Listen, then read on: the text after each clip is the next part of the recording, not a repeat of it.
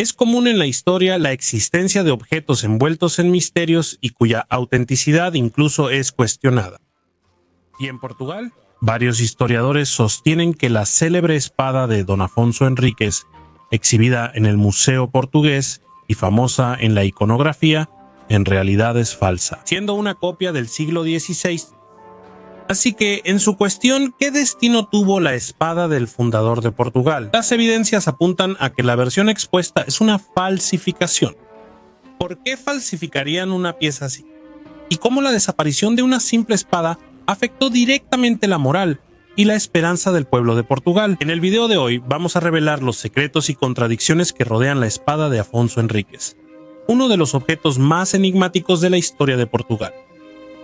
Pero antes de comenzar el video, si te gusta nuestro contenido, hazte miembro ahora mismo aquí en el canal. Así podrás tener acceso a nuestro grupo y a contenidos exclusivos, incluyendo clases en vivo. Para profundizarte aún más en los bastidores de la historia, para comprender la importancia de la espada de Don Afonso Henriques, es importante primero comprender la relevancia de su portador, Afonso Henriques, pues el primer rey de Portugal, iniciando la dinastía de Borgoña e independizando el condado portugués del Reino de León, siendo hijo del conde Don Enrique de Borgoña, con Teresa de León. Quedó huérfano de padre a los 3 años y fue criado lejos de su madre por Ayhuegas. Muniz Afonso se armó caballero a sí mismo, ya mostrando su deseo de ser rey, y después tuvo que luchar contra su propia madre en la batalla de San Amedio para impedir que el condado de Portugal fuera anexado por el noble gallego, con quien su madre tenía una relación.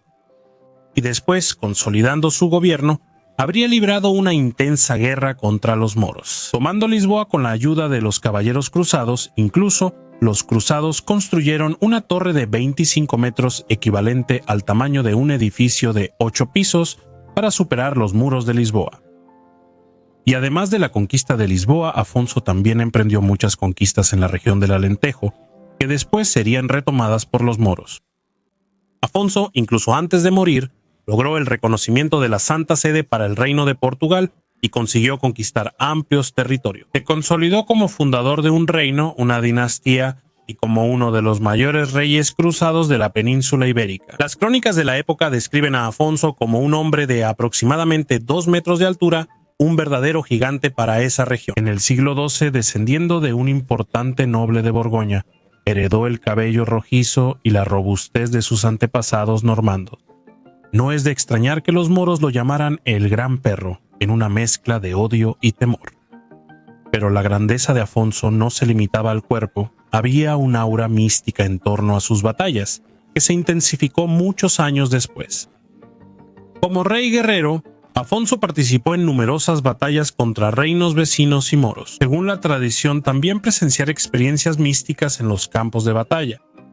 Entre ellas está la batalla de Sacabém, donde, casi como un milagro, varios caballeros habrían surgido de la nada para ayudar a Afonso en su lucha contra los moros en la conquista de Lisboa. Y también está la batalla de Ourique, donde Afonso habría visto al propio Cristo profetizando no solo la victoria sobre los 5 reyes moros, sino también la propia fundación del Imperio portugués. Y en los años 1500, en el auge del nacionalismo portugués, todos esos relatos inflamaban a la nación con un gran deseo de cruzada. Pero como bien relata el historiador Jorge Alarcao en su obra Memorias de Coimbra, la historia de la espada de Don Afonso Henriques empezó a hacerse notable y a ganar un capítulo sombrío desde finales del siglo XVI. El rey Don Sebastián, deseando conquistar Marruecos para la cristiandad, organizó en 1578 su propia cruzada hacia el norte de África. Y para esa empresa el joven rey pidió ayuda. Prestada a los monjes del monasterio de Santa Cruz, en Coimbra, la espada de su antepasado, Alfonso Henriques, para empuñarla en su cruzada en Marruecos. Y los monjes, tal vez ingenuos, tal vez demasiado devotos, habrían aceptado la idea. Creían que esa espada no era solo un arma, sino un símbolo capaz de expandir la cruzada lusitana. Si Afonso Henriques había iniciado la reconquista europea y la dinastía de Avis, llevado la cruz hasta África, Sebastián creía que estaba destinado a convertir todo el norte de África al cristianismo, pero el resultado fue un desastre absoluto. En Alcácer Quibir, Bajo el sol del desierto, los portugueses enfrentaron a un enemigo 4 veces mayor. Gran parte de la nobleza cayó y don Sebastián desapareció, y junto con él, según muchos, también desapareció la espada del fundador de Portugal. Pero entonces surge el dilema: si la espada se perdió en el desierto de Marruecos, ¿qué pieza es esa que está expuesta en el Museo Militar de Oporto? De acuerdo con los monjes de Coimbra, la espada que está ahí sería la verdadera espada de don Afonso Enríquez, ya que la espada jamás fue llevada a Alcázar-Quibir, pues don Sebastián simplemente la olvidó en un anuario, permitiendo que fuera devuelta intacta al monasterio y, más tarde, al pueblo portugués. Pero muchos historiadores no compran esa versión. Jorge Alarcón sostiene que los religiosos inventaron la historia para encubrir la pérdida de la reliquia. Y él no está solo. El profesor Mario Barroca de la Universidad de Oporto analizó la pieza y concluyó que sus características no corresponden al siglo XII. En realidad, habría sido forjada entre 1578 y 1609 precisamente para sustituir a la auténtica, que ya se había perdido. Y hay otro detalle intrigante. La espada en el museo se parece mucho más a las llamadas espadas cangrejo, típicas del siglo XV y usadas en los descubrimientos, que a las espadas medievales. De la época de don Afonso del siglo XII existen pocas representaciones contemporáneas de don Afonso Enríquez. Tenemos, como algunas de las más antiguas, la estatua del rey, que data del siglo XIII y está presente en el Museo Arqueológico do Carmo. Y también la imagen de un rey, datada del siglo XII en granito, en la iglesia San Pedro de Rates, Portugal. Y lo que podemos observar en ambas las imágenes es que la espada utilizada por las esculturas difiere mucho de las representaciones usuales que tenemos de la espada del rey, mientras que en las esculturas tenemos espadas grandiosas y similares, con el patrón de espadas medievales.